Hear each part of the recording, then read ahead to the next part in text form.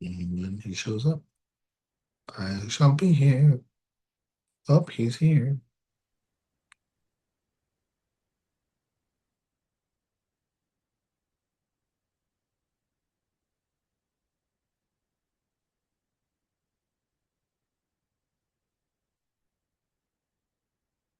Hello, everybody. How are y'all doing?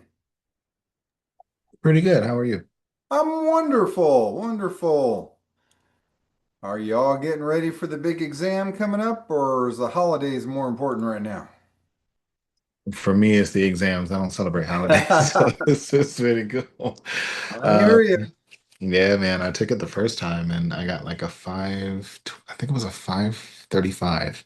Okay. And I was like, all right, I'm going to study this thing. And then I did it. I was supposed to do it in October, but life hit. So I prolonged it until I extended it until January 7th. So I'll be taking it January 7th.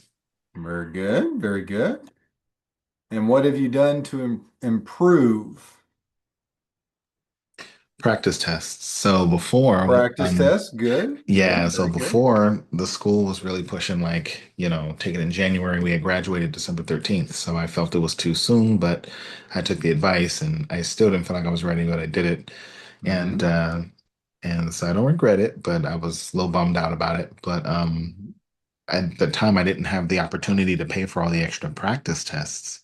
Hmm. And Hmm. so now doing the practice tests, I've been passing them on like the PT final exam, and like I've been doing it with therapy ed, which is great. And then it just fluctuates. So it's either I'm over the score, and the last one I did with score builders, I got a 59.3, and I was like, dude, but I keep second guessing myself here and there. So that's going to be my biggest issue. And I think was my biggest issue when I first did it.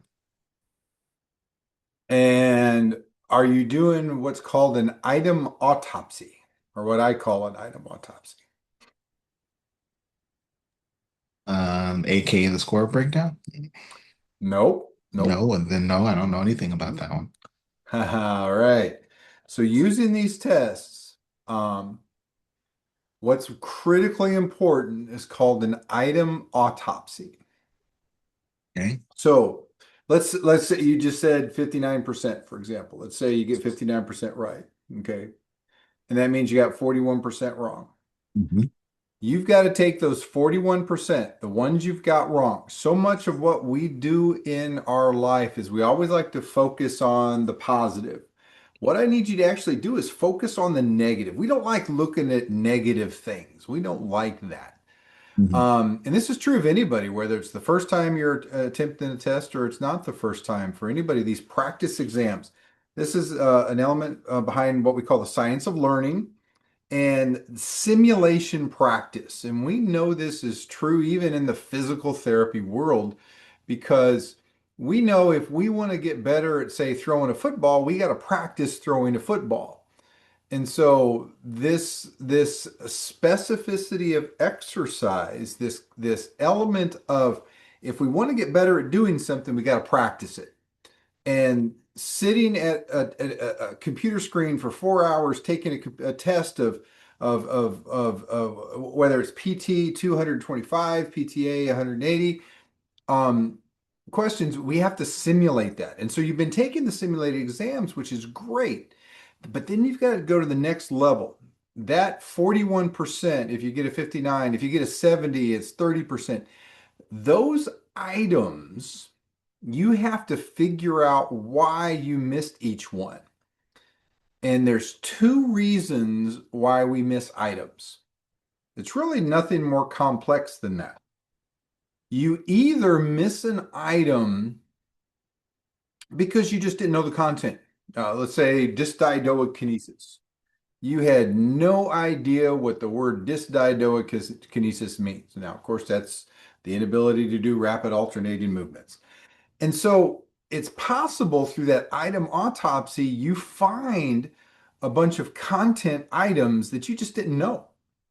And so you need to log that. You need to write it down because if we don't write these things down, we will forget them because there's so much going on in your world. Like you said, there's so much going on in your world and you don't write them down. If you don't log it, if you don't On this day, on December 16th, I didn't know what dystiokinesis was. And so you write it down. Now, the great thing about content is we can look it up. It's easy to fix content items. Now, you could go to Google, you could go to the internet, you could go to one of the resource guides, like the Therapy Ed resource guide, for example. You could go to a textbook and you could a book like Susan O'Sullivan's Big Red Book. You could do something like that. And you could look it up and you could then remediate that content. I call it filling in the potholes. Now, that item autopsy, remember I said there's two reasons why you miss an item. The second reason, and these are the frustrating ones, and we've all been there. If we all had the chance to go back through a 180 question test and go over the items after we took it, there would be three, four, five, six items that you really knew what the answer was. If you and I were just sitting here talking, we could probably pull the answer out of you that you really knew it. So, in other words, you know the content, but you still got it wrong. And that's what I call strategy problems. And so, something related to I'm gonna stop sharing my screen here since I'm talking so much. Now you can see a bigger picture of me. Um, if that's helpful to you, all I see is names right now and some. I don't know who any of you are. I'm talking to a big blank screen right now. Oh, there you are. Hey, and so the second is you know the item, but then you've still missed it. So it's strategy. You knew what dystiokinesis is, but you missed the question because you had an ineffective strategy. Maybe you read too much into the question. Maybe you didn't read the question enough. Maybe you missed a key word. And that also needs to be written down. You need to then, okay, I missed five questions because I rushed too quickly. I skipped key words like which of the following would you do next? Or I missed that they were in a rehab setting and I thought it was an outpatient setting.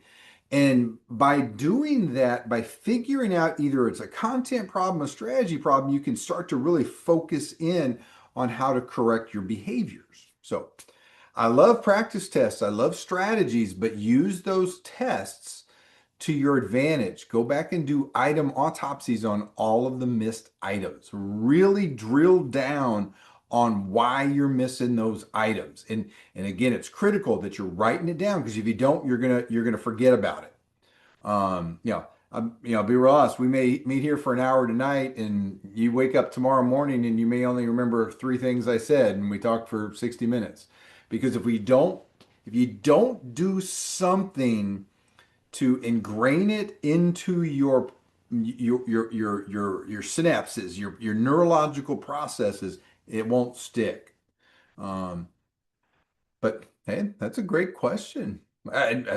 We can keep rolling like this. Are there any other big questions that does anybody have off the bat?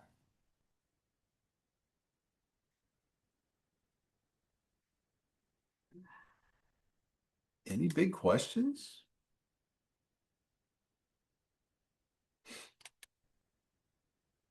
Crickets. Nothing. You're gonna make me talk for an hour straight, right? Is that it? No, I'll raise my hand. I'll have All questions. right, sure. Sure. I don't have questions right now until we get started. All right. All right. Very good. Very good. So let's go around the room. Where's everybody from? DeAndre, where are you from? Originally, I'm from California. Hmm. And where'd you go to school at? I went to school in California at Mendocino College, Very and I good. finished the program December 13th of last year. Very good. Malin, is it Malin? Malin, where are you from? Hello, can you hear me? I can. Oh, I'm from the Philippines. I'm a foreign Very good. trained PT, yes. Very good. If I told you my ancestry was from the Philippines, would you believe me? My grandfather and my Oh, really? grandmother and my mom and my aunt, after the war, after World War II, my grandfather went to the Philippines to help with the reconstruction of the Philippines after the war. Spent there Wow. spent a good while there helping, the Filipinos to get their feet back on the ground after, the Japanese occupation. And so Wow. I've got a lot of really cool pictures and videos, and my mom has got some serious stories about the tenacity of the Filipinos and the things that they did during the occupation to resist the Japanese. And I remember one of her stories was incredible. It was a gentleman, he had a car, and he didn't want the Japanese to take the car, so he took his car apart and he buried it. And after the war, he dug it up and put the car back together. Wow. But have you been in the Philippines? Have you I visited? I never did. No, Oh, you should. I never did. No. They actually moved from the Philippines into Peru, and I was actually born in Peru. I was born in Peru. Wow. Oh, you have a Filipino blood. Oh, you should visit the Philippines soon. Let's see who else is here. Shinoa, is that it? Shinoa? Where are you from, Shinoa? Yeah, it's Shinoa. I'm from New Mexico. Very good, very good.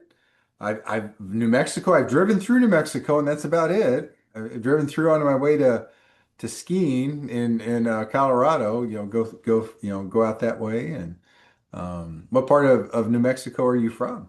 I'm from a small town right along the Arizona and New Mexico border, Gallup, New Mexico, Gallup, New right Mexico. on Route 66. Route 66. It's part of Chuck Berry's song, right? Gallup, New Yeah. Mexico. I'm up in Missouri. I'm up in Springfield, Missouri. The grandfather of or some they even claim Route 66, the headquarters of Route 66 here in Springfield, Missouri. And that's yeah. We live Route 66 here in Missouri. And of course Chuck Berry is from St. Louis. So Gallup, New Mexico. Yeah. Yeah. But isn't like New Mexico really just a suburb of Phoenix? Isn't that right? Or no. Oh man. Isn't everything just like a suburb of Phoenix there in the Southwest or I not? mean, most people think that. What always cracks me up about the Southwest is El Paso, Texas is actually closer to the ocean, the Pacific Ocean, than it is the other side of Texas. And a lot of people don't realize how big Texas is. It's one big state. Oh, yeah, definitely. Nathan, where are you from? Hey, how you doing? I'm wonderful. Thanks for Oh, asking. awesome. I'm actually in Chino's class. I live in Albuquerque. Albuquerque? Very good. Yeah. That the suburb of Phoenix, right? I mean, Phoenix is like an 8 to 10 hour drive from here. Is it? Is it? Okay. See, I mean, more suburb of El Paso, if anything, more of because a that's suburb of El Paso. yeah, that's Okay. 3 or 4 hours away. Very good. I had a Hmm. former student, and she's actually a captain in the U.S. Public Health Corps. Oh, Out nice. of she's based out of New York now, so she's U.S. Public Health, and but of course U.S. Public Health is and the Indian Health Services are related. And out of PT school, she worked in New Mexico for several years with U.S. Public Health, and she was a physical therapist for some of the Indian tribes. As the Indian Health Services integrates with some of the local tribes, and I know she was there for several years in New Mexico. Oh Very yeah, cool. very cool. And Richa, is it Richa or Richard? Is it Richard or is it Richa or is Yeah, it's richer. Richa? Very good. And where are you from? I'm from California. Wow, we got a couple. We got so you guys are like all the sun's still kind of up where you guys are at, right? Yeah. Yeah, Sun's down where I'm at here, right. and California is a big state, very big state. Yes. Mhm. Kind of several different states, right? It's like Southern California, it's the central, the north. It's all different. Yeah, right. So when is everybody taking the PT exam? DeAndre said January. Is that everybody's target? Right, January. Good. Is that true for everybody else? Target in January? No, ours is April 7th. April. So you've got a little bit more time. Okay. Yeah. Okay. So we got kind of two groups, a January group, and January is what? One, two. Well, hang on here. Can't do my math right. 1, 2, 3 weeks away, right? Yes, right. My whole Three heart just went doom doom doom. 3 weeks away. All right. Well, let's get the present. Any other questions since I've been going around the room here? I have a question. Sure. Like I have when I do my practice questions, Hmm. I always like stuck in between two options every time. Hmm. And if I like choose one of those, I always choose the wrong one. Oh, statistically, that shouldn't be that way, though. Statistically, it should at least be 50%. Um, Mhm. and that's a good thing that you get it down to two. I mean, that's better than trying to guess through four. Yeah. Let's talk about that. That's a great question. Let's talk about strategies in that sense. And there's lots of ways to uh, how do you hone items down? How do you focus on what those things? And there's lots of things you can do. Um, but most important is you got to understand the nature of these questions. I was an item writer for a bunch of years, and I learned how to write these style of questions. I was a supervisor for the sports exam, and we helped coach new writers how to do things. And one of the first things that you're working with people to try to teach them to write these types of items. Now, again, I don't do that anymore. That's why I can coach students now and coach other faculty how to write items. And I work, I do some, contracting consulting work for this group. Um, it's hard to write these style of questions because they're called plausible distractors. So in the biggest sense, you want to make sure that the four responses all look legitimate. That the four response, in other words, there's not one that's obviously right and three that are obviously wrong. We don't want the giveaway type of questions. And we'll talk, and there's a little bit in the slideshow we talk about these are written at a level of really of a why level of why do things happen the way they do.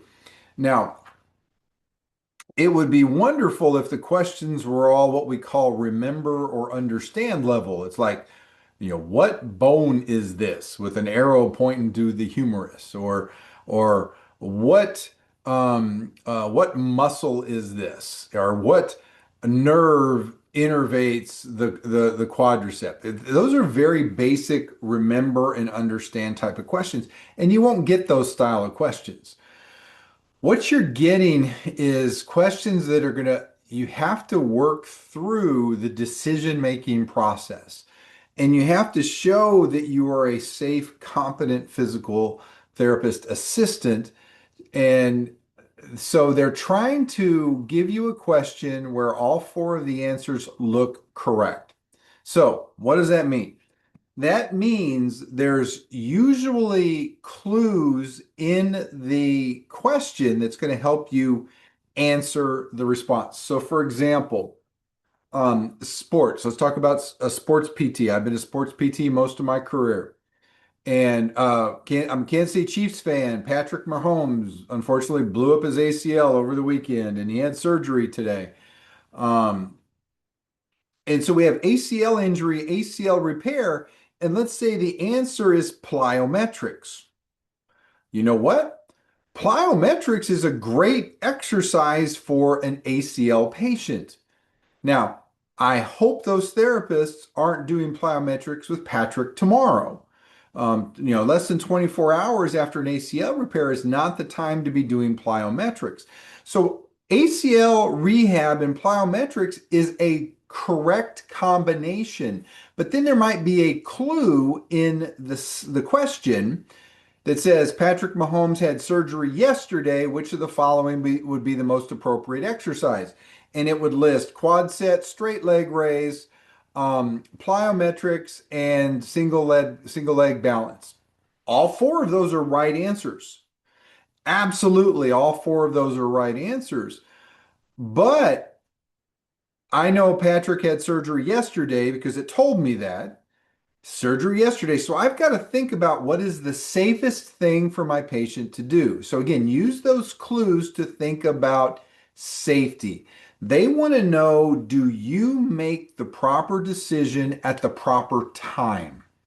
Now, plyometrics is not the answer to that question. Now, if we change the question up, because he had surgery yesterday, now we change it up and say 6 months. Patrick Mahomes had ACL surgery 6 months ago. He's progressing well, no complications. He's been cleared to run.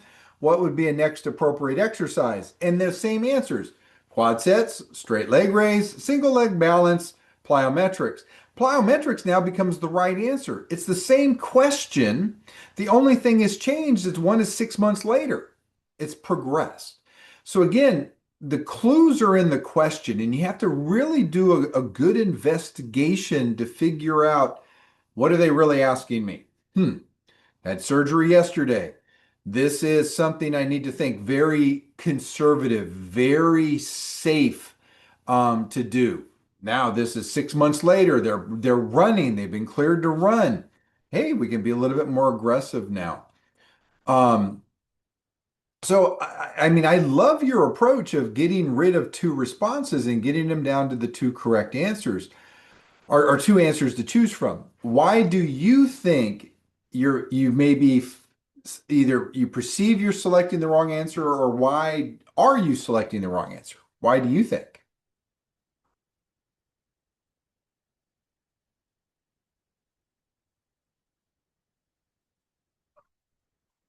Did I lose you? Anybody still there? Yeah, I'm here. Oh, did we lose her? Oh, Yeah, I'm here. you're I mean, there. she might have just stepped away for a minute. I don't know. Yeah. Okay.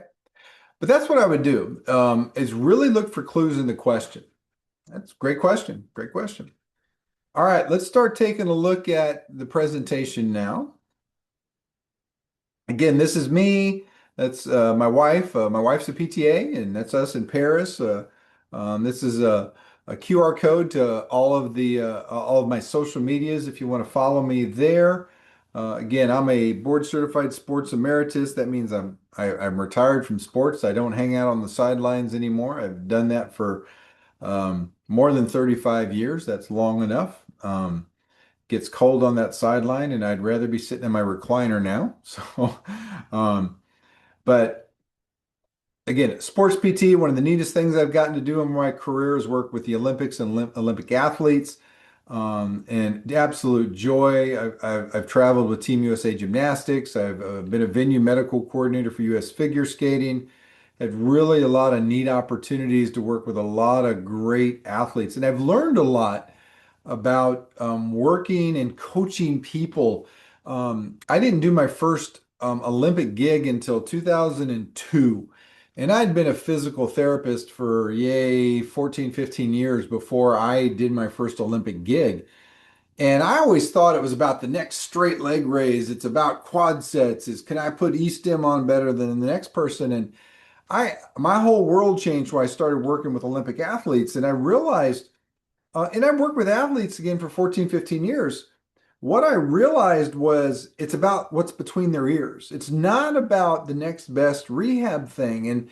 And whether you're a PT, whether you're a PTA, our rehab world, and that's kind of what this test is about, is the thinking behind what it is that we do, the rationale behind what we do. How do we motivate people?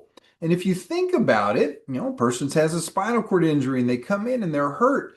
We come in, we start working with them, and it's, what are their goals? How are we going to get to their goals? How will we achieve their goals? What strategies can we do to help them work on their balance? What happens if it doesn't work the way we wanted it to? How do we change that? So a lot of times students want it to be straight, direct answers. A leads to B, and really it's kind of A leads to D. You got to fill in the B and the C to get over here to D. You got to put those variables together. And so what's between their ears is what I've learned, and I think it's the same thing. This test isn't all about content. You can try to shove in as much content as you want, but the truth is, in the world today, you none of us, I don't know everything. We can't know everything, and we're always learning something new. And so you can't magically shove the content in your head and just think it's all going to stick. We have to do things to practice, to pull it out, like DeAndre was talking about. He's doing simulated tests to pull that information out. And so that's really what we've got to do is we got to work on the strategies. The test itself, the outline was updated in 2024.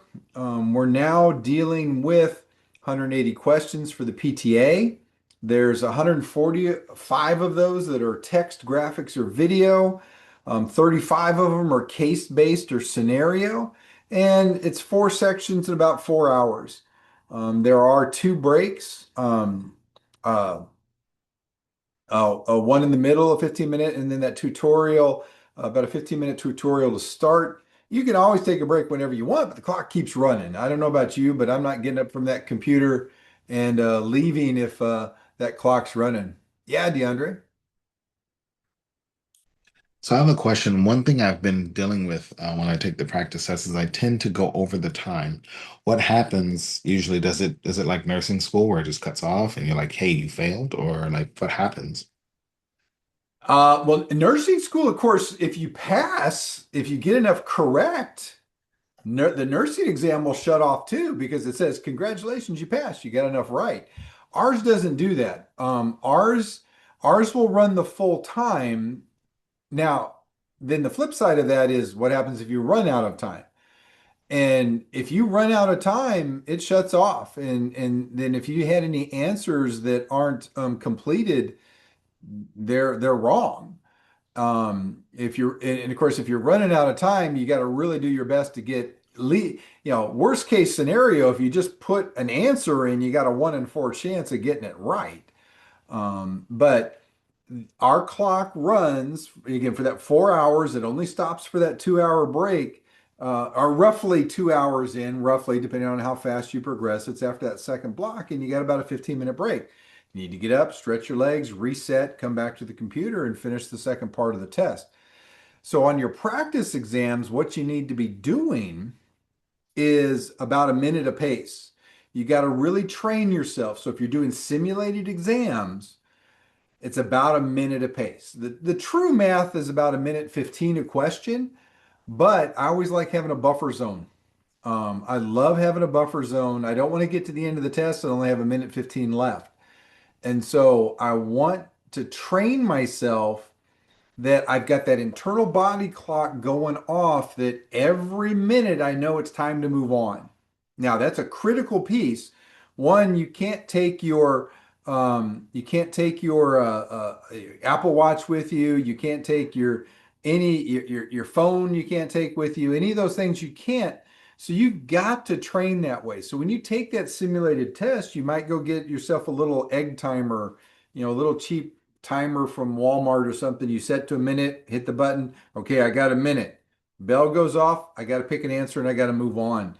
And so as you're doing your simulated test, if you do that, you'll get that internal clock that it'll help you train. It's a minute, I got to move on. Now, it's critical that we understand that only 140 of the questions are graded. 40 of them are not graded. Those are actually practice items that are being tested for future purposes. But the problem is you don't know. You don't know which ones they are. And so you've got to treat all 180 questions in that 2 hour window like they are all live questions. And it's about a minute a question. And so that if you start doing that in your practice exams between now and then, that should help you a great deal. Go get that egg timer, that minute timer, and it should be good. Hi, Thanks. Jess, welcome. How are you? I'm good, thank you. Yeah. Where are you from? We all introduced ourselves earlier. Where are you from, Jess? I am from Rio Rancho, New Mexico, and I go to school at Pima.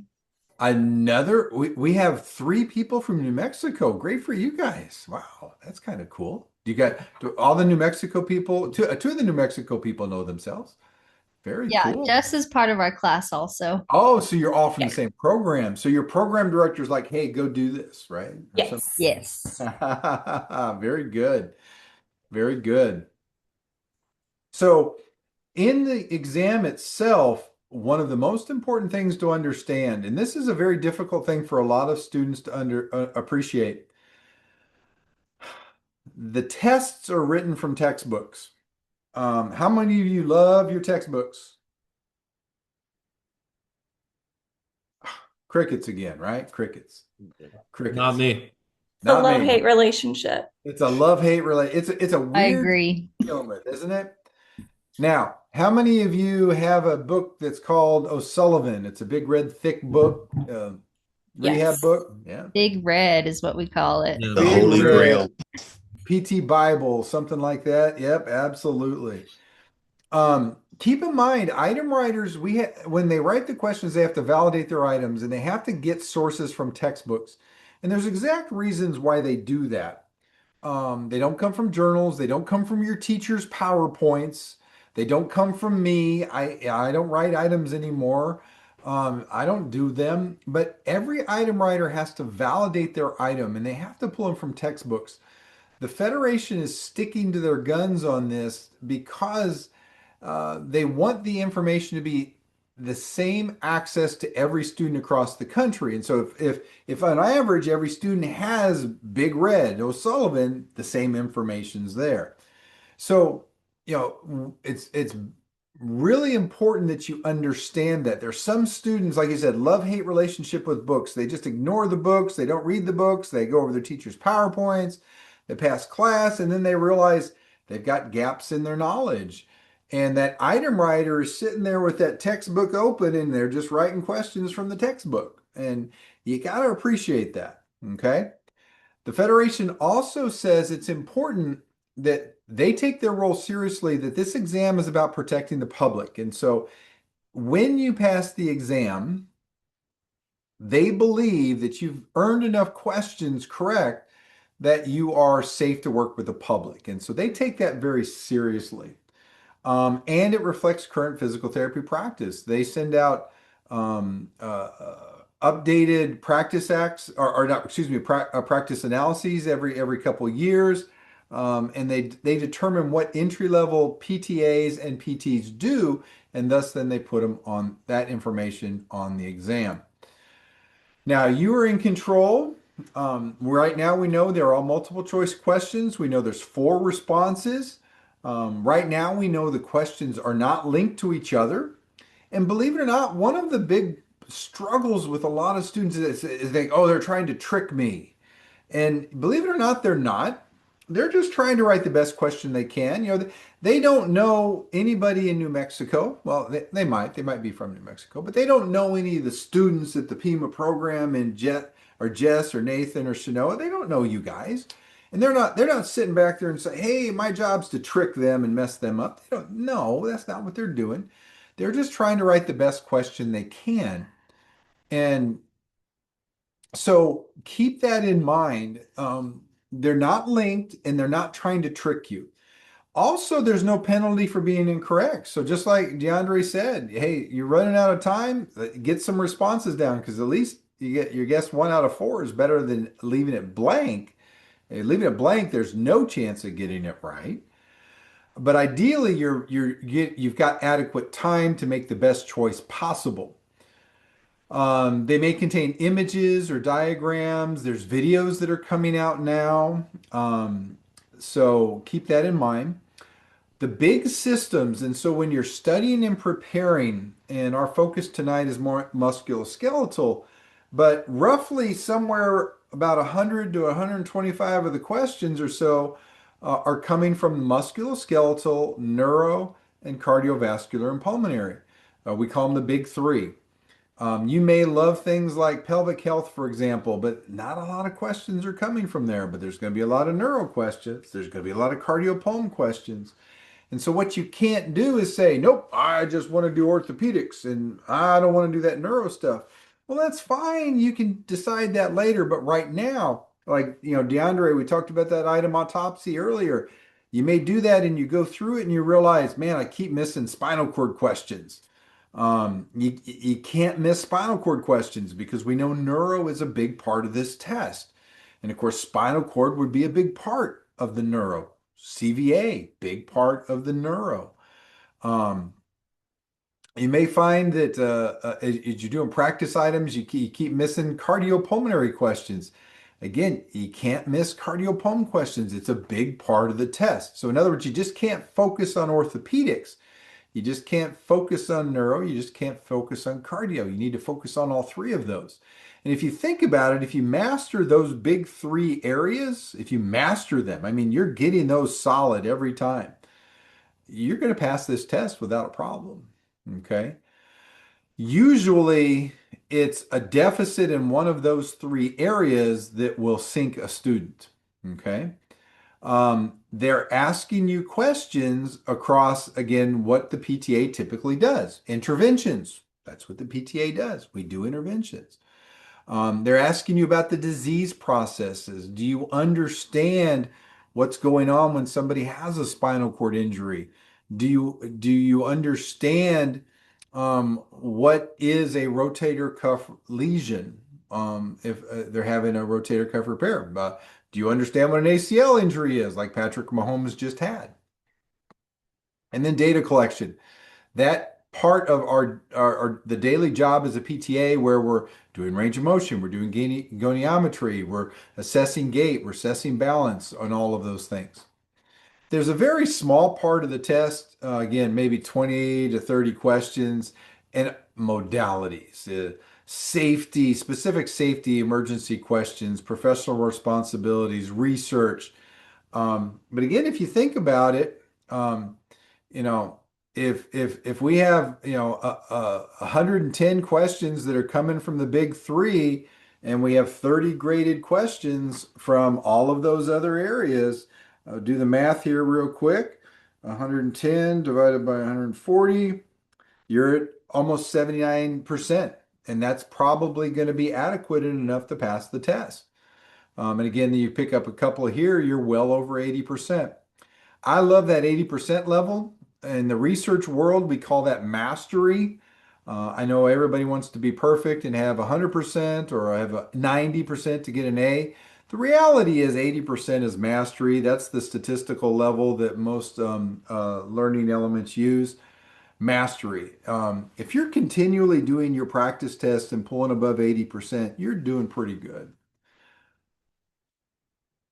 We have some elements if you don't have your hands on those yet. I know DeAndre said very early, that's a cost. You've got to buy additional things. No doubt about that. We have a review and study guide. Again, it really brings things together for you in a very condensed aspect. It brings it all together. And then we have 3 full online practice exams, so you can do that. And there's a newly integrated AI system for 24/7 coaching. And so when you take the question there, you can integrate that AI and it can uh, coach you. You missed this, well, then you need to practice this, or you missed this, try to do this better.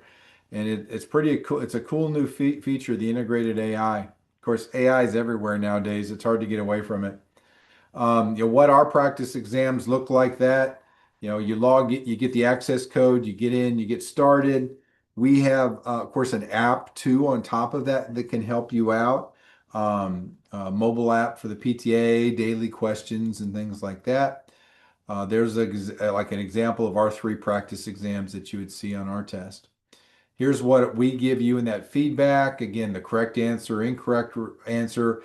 I really love this feature right here, the speed. It tells you how long you're in an item. If 12 seconds is probably, if you read this whole question and guessed this, the answer, and of course here they got it wrong, and you were only there 12 seconds, I probably would tell you you're rushing, you're going too quick. It should be each question. It should take you 30 to 45 seconds to answer each question. And again, no longer than a minute. You need to move on. You can't sit and ponder on an item. We then give you all the rationale and the explanation of why the correct answer is the correct answer and why the incorrect answers are the wrong answers. And that's back to what I was telling with working with DeAndre very early, the item autopsy. Figure out why those answers are wrong. I had a professor when I was in college. Now, this was a long time ago. This was back in the 80s. I'll always say, you know, you're in trouble when you walk into a class and your teacher wrote the textbook. You always know you're in trouble. Well, I was in one of those classes. The teacher wrote the textbook, and I learned something at that point in time. I I love it as a strategy. Students hate it. Oh, I love it. I love it. Multiple choice test questions. He would give us multiple choice test questions, and they'd be worth 4 points. And you guessed the correct answer, and you got 1 point. You then had to take the three wrong answers and make them correct statements. Wow. You really know your stuff if you do that. I challenge you to do that. When you're, DeAndre, your practice items, do just that, that item autopsy. Get the correct answer, guess the correct answer, and then change all of the wrong answers to right answers. You really know your stuff at that point in time. Does that make Oh, sense? yeah. Okay, I can do that. That you will really master the content.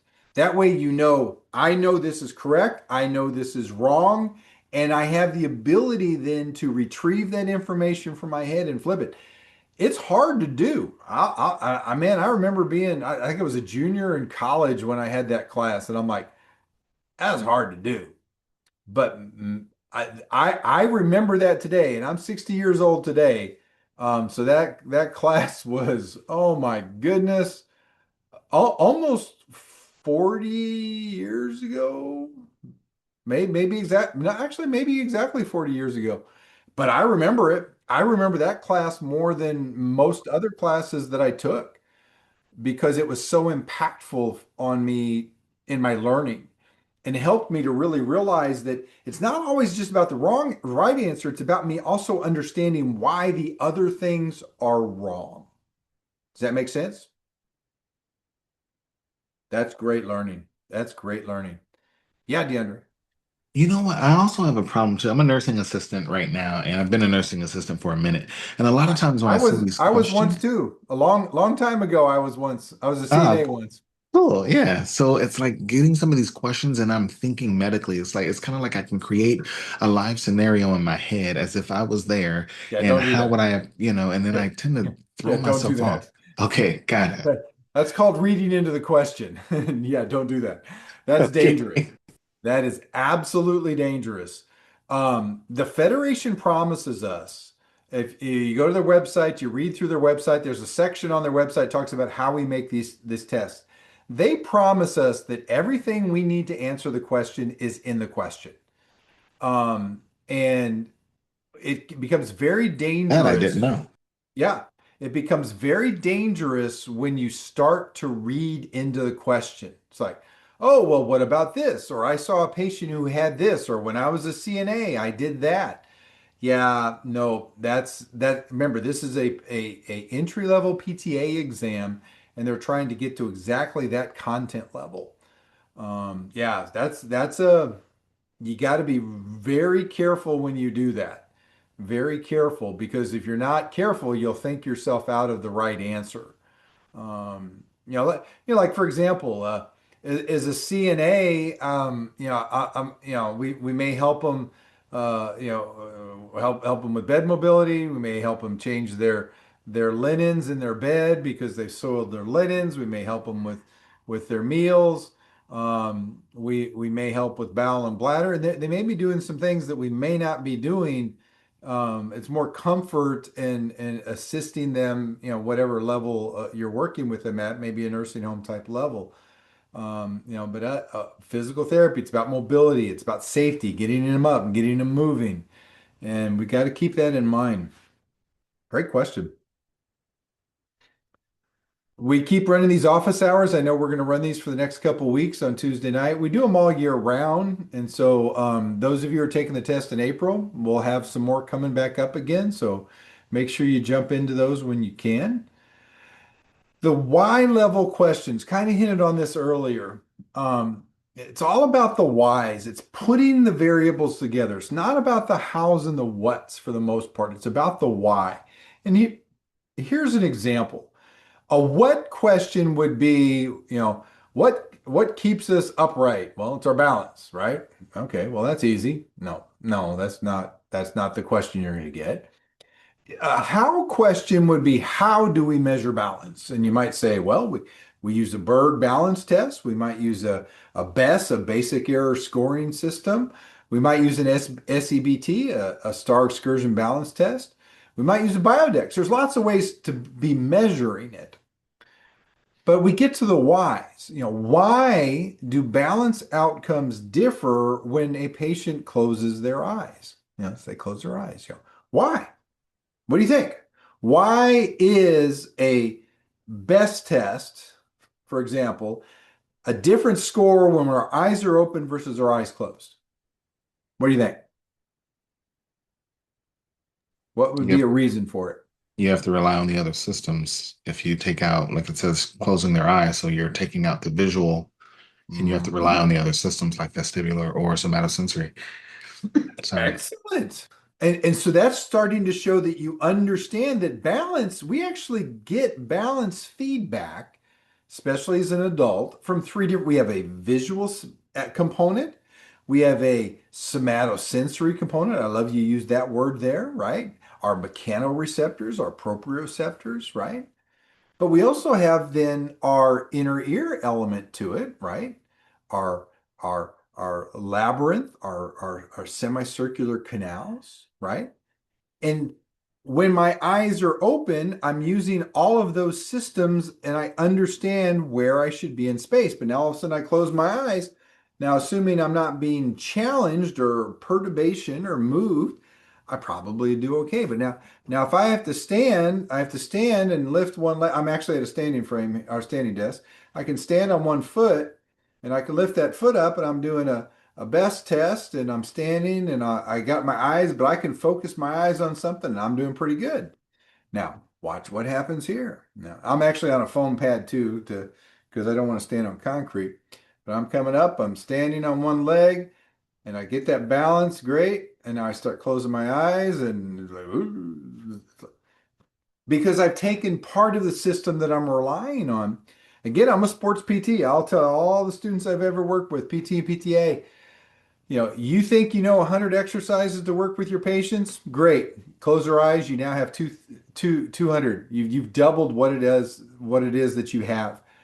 And there's a lot of athletes that cheat to get back onto the pitch, get back onto the field, get back onto the court. They want to get back as quickly as they can because that's their nature.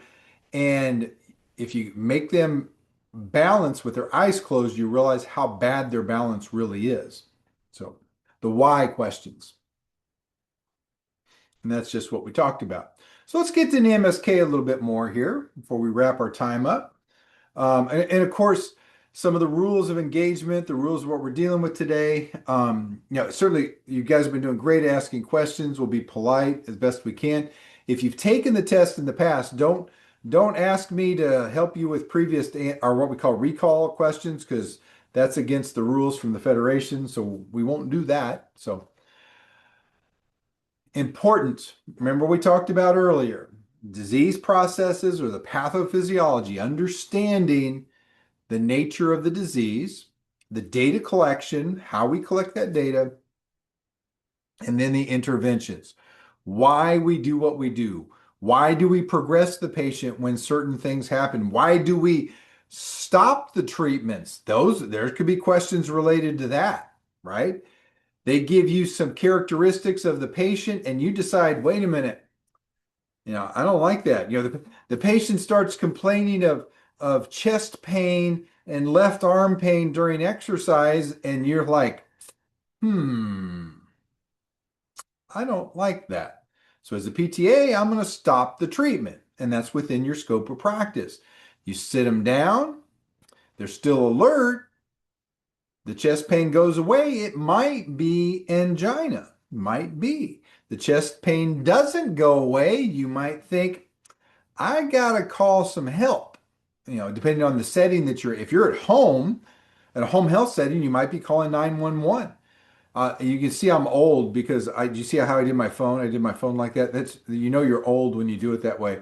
I notice younger people when they do the phone, they'll hold it this way because that's how you hold the cell phone, right? Or you don't even hold it at all because you got your earbuds in, whatever the case may be. But I'm old. I do phones this way. But you're in a home health setting, you might call somebody, right? You're in an outpatient setting, you still may call somebody. You may call 911. You're in a hospital, there may be a process. There may be a button on the wall to push or call the nurse's station. So again, you could progress treatments. Why would you progress a treatment? But also, why would you stop a treatment? Understanding the differences in the two. Okay. Brain dump. So what I want you to do right now, the piece of paper in front of you or something, just get something blank to write on. I love brain dump exercises. I do these with my students all the time. I say, all right, great. Let's do a brain dump. I want you to tell me everything you know about something. So in this case, I want you to write down everything you can think of related to the human knee and the disease processes that may impact it. Now, I've already given you Patrick Mahomes in the ACL because I couldn't pass that up. It just happened this weekend. So, blank piece of paper. I'll be quiet for a couple minutes. Write everything you can down. Don't look it up. Don't Google it. Don't look on your phone. Coming from your brain. Everything from your brain onto the paper. Write it down. Everything you know about the human knee and any disease process that may affect it. Go. And I'm actually going to go get a drink of water while you're doing it.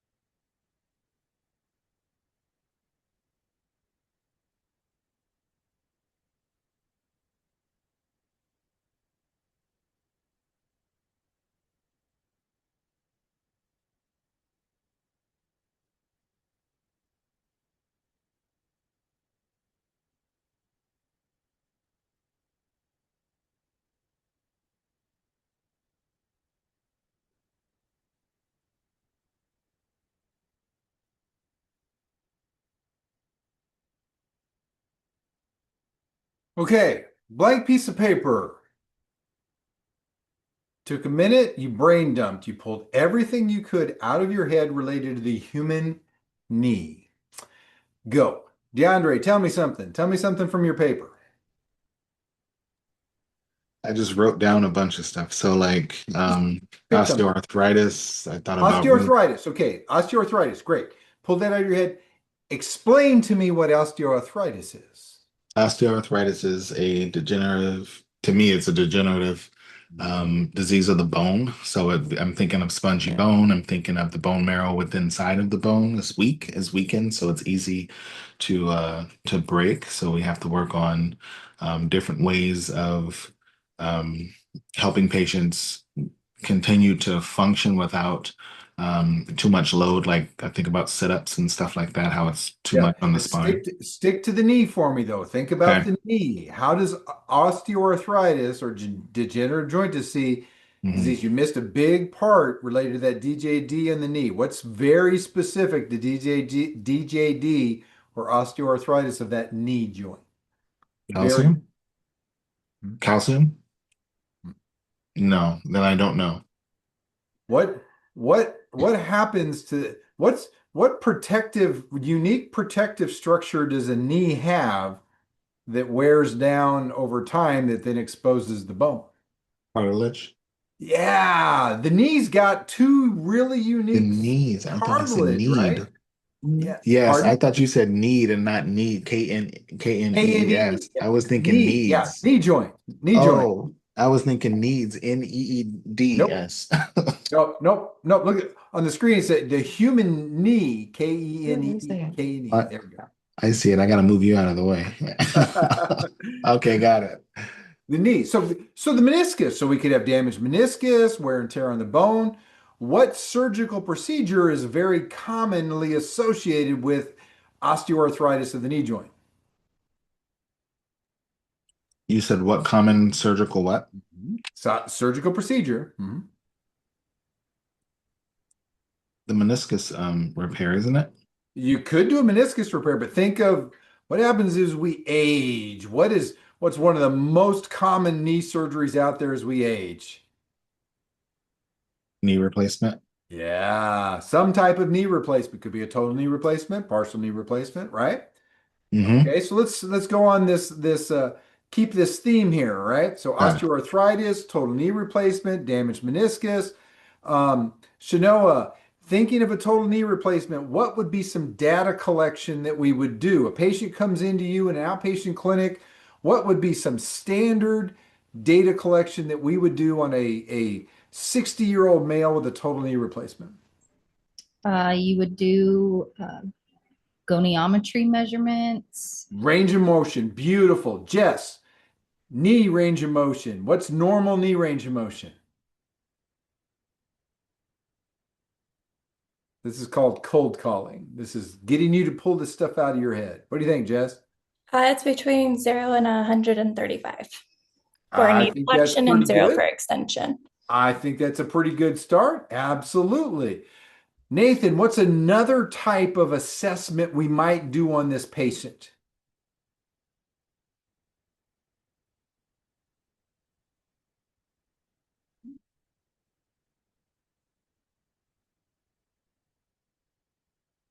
Did we lose Nathan? Malin, how about you? Do you get any, what would you do? What type of assessment might you do for this total knee patient, a patient with a total knee? We did range of motion. What else might we do?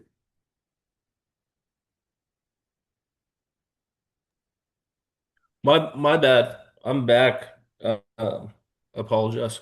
That's all right. Nathan, yeah, you had a little bio break, right? Go for a little bit. So Nathan, what would be a intervention? We're talking about a patient with a total knee replacement. What would be an assessment that you do? We've already said range of motion. Jess gave us the norms on range of motion. What would be another assessment we might do? What data collection might we do? Sure. A manual muscle test, We might do muscle testing, depending absolutely. on how far out they are. And with a patient with a total knee replacement, what would be major muscles we would be concerned about? Uh, Quadriceps, hamstrings, Hmm. um, tib anterior, and gastroc Yeah, I would add one other. I would add another, or at least another joint with it's actually got a lot of muscles around it. iliopsoas. Well, iliopsoas would then be part of the hip. I'd be very concerned with the hip, right? Yeah. Usually we want to be Yep. concerned with the joint itself, but then one joint proximal and one joint distal, right? So if it's the knee, we're going to be also be worried about that hip. And we're also going to be worried about that ankle, right? Very good. Gotcha. Very good. Malin, are you there? Yes, I'm here. We So can a patient with, also, so yeah. what type of exercise or intervention, whatever you want to do. So we have a patient with a total knee replacement. We did some data collection on them. Now we got to do interventions. What interventions do you think would be appropriate for a 60-year-old male with a total knee replacement? Oh, maybe active range of motion exercises We've or got to get that motion yeah, back. yeah, Absolutely. Active yeah. range of motion. What would be, give me, so an active range of motion exercise, give me an example of what an appropriate active range of motion exercise would be. Um, what type of active range of motion exercise? Yeah, describe one. What would it look like? But pretend like I don't know what that is. Explain it to me. Yeah, we will ask the patient to do knee flexion and extension. Like maybe sitting in a chair. Yeah, sitting in a chair. You could. Yes. Or you Yeah. could, if they're really now, if they're so DeAndre, let's go to you. So active knee flexion, active knee extension, active range of motion exercises. Malin said sitting in a chair, but what if they're so weak they can't move against gravity? What would be another way we could do active range of motion of a knee for a patient, a 60-year-old male with total knee replacement? Can't move against gravity, so you put them in the sideline position. Absolutely. We could change the position from a gravity where Eliminate, they have to move against gravity to a gravity lesson. So maybe eliminate move it. them sideline. Absolutely. Absolutely. I love it. I love it. All right. Do you see what we just did there? Does everybody understand what we just did? Do you Y- see what my madness made you guys do? Yes. We orthopedically we came up with something, and remember, so is musculoskeletal a big part of this test? Yes or no? Yes. Yes. Yeah. Do you think there's going to be questions on this test related to a total knee replacement, a patient with total knee replacement? Yes. Totally. Probably. Yeah. That'd be a good bet, wouldn't it? So then as we were going around the room, we came up with I asked DeAndre about the disease process. Explain to me what's going on at the knee, right? So disease process. Then we got into Shanoa and Jess started giving me information about data collection, right? And then Nathan and Malin started giving me some interventions. That is the big picture. Do you see how that works? Let's try it again. That was pretty good. And want to do it one more. Well, like here's an example. Here's a knee joint, right? And there's that, you see that cartilage there in the middle, that meniscus? That's where we kind of got to that meniscus in there. Now, there's lots of other ways we could have gone. We could have gone ACL. There's Patrick Mahomes' injury, right? Understanding that disease process is very, very important. Okay. What we just did, walking through the disease, the what is it, the patient data collection, how we measure it, and why we do what we do. You could do this for every joint in the body. We could go to the hip. What are some common injuries of the hip? You could do the same thing. Nathan, Jess, Shanoa, you guys are all from the same school. You could do this. You could get on Zoom. You could have people that you could talk through. The more you can articulate it, the more you can bring this information out of your brain, the more it's going to stick. Okay? Instead of just reading a book like this and trying to shove that into your head, you've got to pull it out of your head. So just repeat it. Just repeat it. Of course, I got music here. This is about repeating. Repeat the previous two measures. Hip joint, diseases of the hip joint. Maybe it's a trochanteric bursitis. Great. What's our data collection for a trochanteric bursitis? Great. How do we then do the interventions for it? We could have, for the total knee replacement, talked about gait, right? We could have talked about weight bearing. We could have talked about choices of assistive devices. We could have talked about how to go up and down stairs.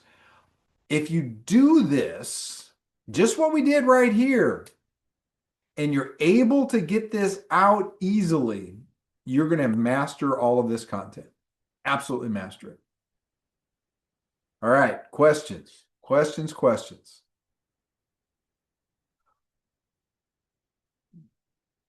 Questions, questions. Nothing? All righty.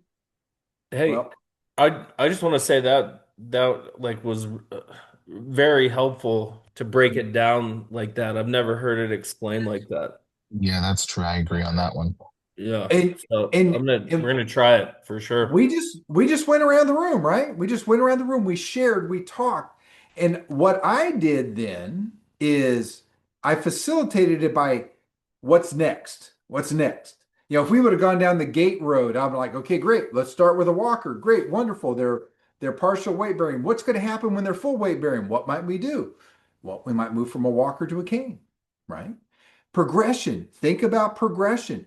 We didn't even talk about red flags or what happens. What happens if our total knee replacement starts having pain? They're exercising and they're having pain in their back of their gastroc, and they're like, "Oh man, my it really hurts in the back of my calf." What are you going to do? Nope, we're going to just keep walking and keep exercising. Or what might you do if they're having a lot of pain in their calf? What might You want to stop Stop. the treatment. Yeah, stop and check for DVT maybe. yeah. Right. Now, are you gonna? You might screen it, but you're gonna probably get help too, right? Right. Of Yes, sir. course. Contact somebody. But see how all of this can go? Just this dialogue. Again, we're just looked at musculoskeletal. You could do the same thing with spinal cord injuries. You could do the same thing with people with a CVA. Just start somewhere. Think of the disease process. Can you explain the disease process? Ideally, explain the disease process without looking it up in a book. Pull from your head first. You may need to go fact check yourself, which is fine, but always start with brain dump. Pull it out of your brain first. Disease process. Explain what's going on. Then move to your data collection. How do we measure it? How do we know when to progress it? How do we know when to slow it down or stop, right? And then what are our interventions? What would we commonly do?